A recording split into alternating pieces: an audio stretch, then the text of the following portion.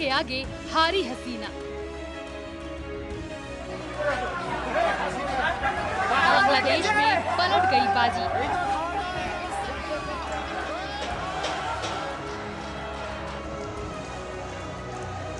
शेख हसीना का इस्तीफा भारत में शरण। সেখানে আমরা সিদ্ধান্ত নিয়েছি যে একটা ইন্টারিম গভর্নমেন্ট আমরা ফর্ম করব এবং ইন্টারিম গভর্নমেন্টের মাধ্যমে এই দেশের সমস্ত কার্যকলাপ চলবে। ये बांग्लादेश के प्रधानमंत्री हाउस की तस्वीरें हैं।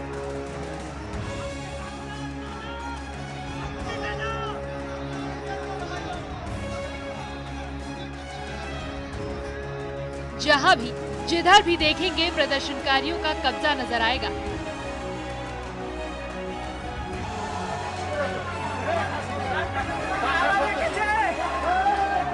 उग्र भीड़ ने बांग्लादेश के प्रधानमंत्री आवास पर तब कब्जा किया जब सेना ने शेख हसीना का साथ देने से इनकार कर दिया और मजबूरन शेख हसीना बांग्लादेश छोड़कर भारत में शरण लेने पहुंची।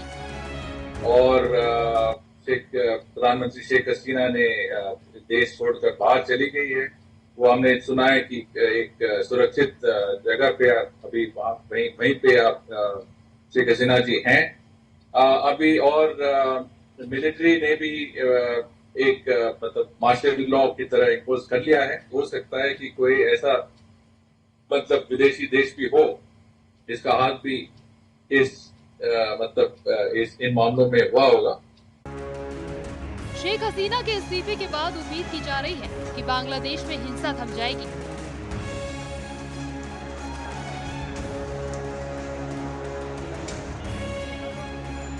क्योंकि इस्तीफे से पहले शेख हसीना ने प्रोटेस्ट रोकने की हर संभव कोशिश की थी, फिर भी बांग्लादेश जलता रहा।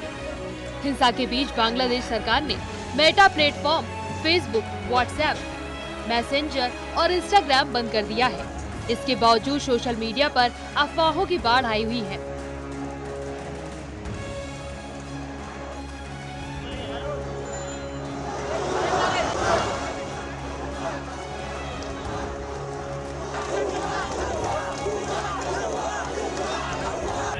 फेक वीडियो से पूरा बांग्लादेश पट गया है।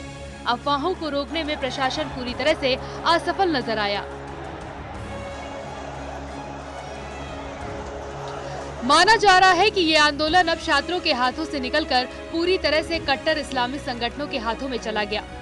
बांग्लादेश सरकार ने इस्लामिक जमात इस्लामी और उसके छात्र संगठन बांग्लादेश छात्र शिविर पर प्रतिबंध लगा दिया, लेकिन बिना उनके झंडे के इस्लामी संगठनों के समर्थक पूरे बांग्लादेश में तांडव मचा रहे हैं। 14 पार्टियों को साथ लेकर चल रही आवामी लीग की शेख हसीना ने इस हिंसा को रोकने की कोशिश के लिए इस्तीफे से एक दिन पहले अपने सहयोगी दलों के साथ बैठक भी की, लेकिन इस बैठक में भी शेख हसीना की सरकार पर ही सवाल उठा दिए गए, तो मजबूरन शेख हसीना को इस्तीफा देकर देश छोड़ना पड़ा। अब सेना के हाथों में सारा दारोमदार है।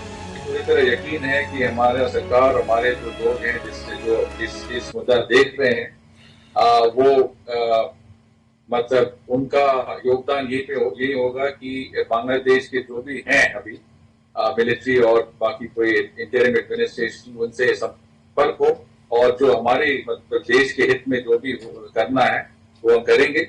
और वहाँ का मतलब वहाँ एक शांतिशील एटमॉस्फेयर और वहाँ पे मेरे ख्याल से सुरक्षा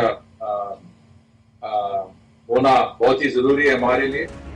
अब आपको बताते हैं कि आखिर जिस आरक्षण के मुद्दे पर बांग्लादेश में हिंसा हुई वो किसके लिए और क्यों है, और आखिर एक महीने पहले ऐसा क्या हुआ कि छात्र सड़कों पर उतर गए। दरअसल बांग्लादेश में 1971 में आजादी की लड़ाई लड़ने वालों के रिश्तेदारों को सरकारी नौकरियों में आरक्षण दिया जाता था। इस आरक्षण को 2018 में छात्र आंदोलन के बाद खत्म कर दिया गया था, लेकिन 5 जून को कोर्ट के फैसले के बाद इस 30% आरक्षण को फिर से बहाल कर दिया गया, जिसके बाद छात्र फैसले के विरोध में एकजुट हो गए और उनका ये आंदोलन धीरे धीरे हिंसा में बदल गया। जो बांग्लादेश हाई कमिश्नर हैं, मुस्तफिजुर रहमान, लेकिन उनके दफ्तर से यही बताया गया है कि अभी ब्रीफ करने के लिए कुछ नहीं है। फिलहाल चुप्पी साधी हुई है बांग्लादेश हाई कमीशन ने। हमारी मौजूदगी यहाँ उस हाई कमीशन के बाहर है। अगर मैं बाहर की तस्वीर एक बार विकास ठाकुर दिखाएंगे, बहुत शांत माहौल है। रूटीन बैरिकेड्स यहाँ पर आपको नज़र आएंगी। कुछ मीडिया पर्सन ज़रूर यहाँ पर पहुँचे हैं रिएक्शन के लिए कि जो बांग्लादेश में इस वक्त स्थिति बन रही है उस पर बांग्लादेशी हाई कमीशन का क्या कहना है। लेकिन जिस तरीके से स्थिति वहाँ से बनी है, अब जो खबर निकल कर सामने आ रही है कि वो भारत होते हुए लंदन जाने की तैयारी शेख हसीना कर रही हैं। फिलहाल बांग्लादेश में 1971 के बाद ये सबसे बड़ी हिंसा है। अलग देश की मांग को लेकर 1971 में पूर्वी पाकिस्तान के लोगों ने ऐसे ही जबरदस्त प्रदर्शन किया था। तब जाकर बांग्लादेश आजाद मुल्क बना और पाकिस्तान के 2 टुकड़े हो गए थे। अब उसी तरह के हिंसक प्रदर्शन ने शेख हसीना को सत्ता से उखाड़ फेंका। Bureau report, news 18।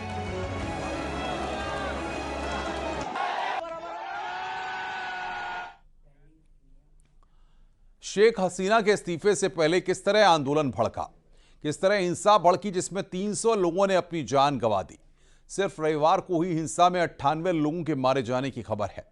चिंता बढ़ाने की बात यह है कि अब तक इस हिंसा को रोकने के लिए की गई कोशिशों का कोई असर नहीं हुआ और छात्र लगातार पीएम शेख हसीना के इस्तीफे की मांग पर अड़े हैं। उधर आर्मी चीफ के भी शेख हसीना का साथ देने से इनकार कर दिया, जिसके बाद मजबूरन शेख हसीना को देश छोड़ना पड़ा।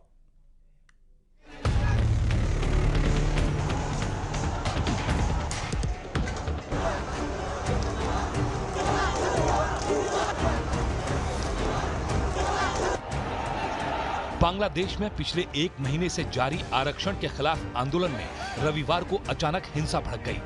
स्टूडेंट एक्टिविस्ट की ओर से बुलाए गए इस पूर्ण असहयोग आंदोलन के दौरान राजधानी ढाका समेत देश के कई हिस्सों में आग फैल गई।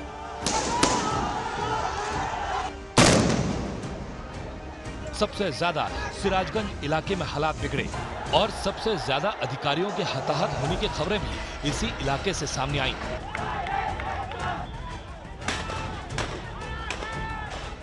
माना जा रहा है कि शुरुआत में आरक्षण के विरोध का ये आंदोलन धीरे धीरे सरकार विरोधी आंदोलन के रूप में बदल गया।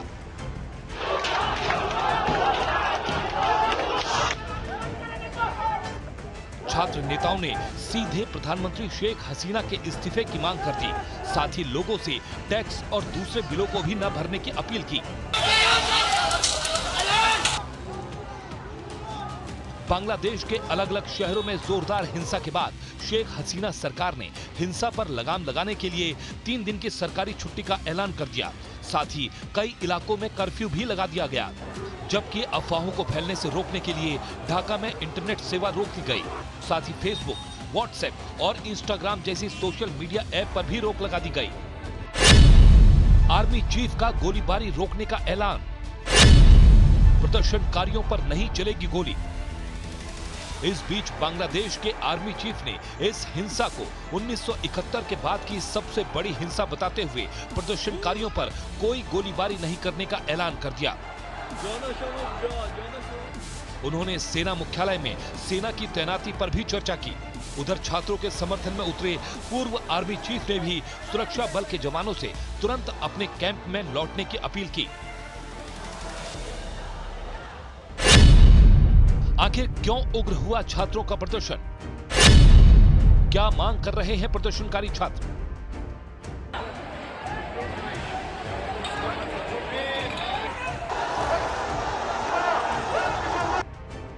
बांग्लादेश में भी भारत की ही तरह सरकारी नौकरी रोजगार का एक बड़ा जरिया है और इसमें 30% हिस्सा स्वतंत्रता सेनानियों के परिवार वालों के लिए है।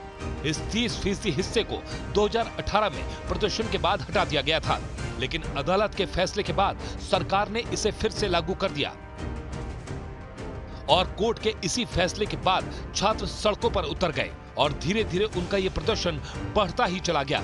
लेकिन एक दिन पहले उनके इस प्रदर्शन के दौरान जबरदस्त हिंसा भड़क गई। भारत सरकार ने भी बांग्लादेश के हालात को देखते हुए नागरिकों से वहां की यात्रा न करने को कहा। साथ ही बांग्लादेश में मौजूद भारतीयों से एम्बेसी के संपर्क में रहने की अपील की।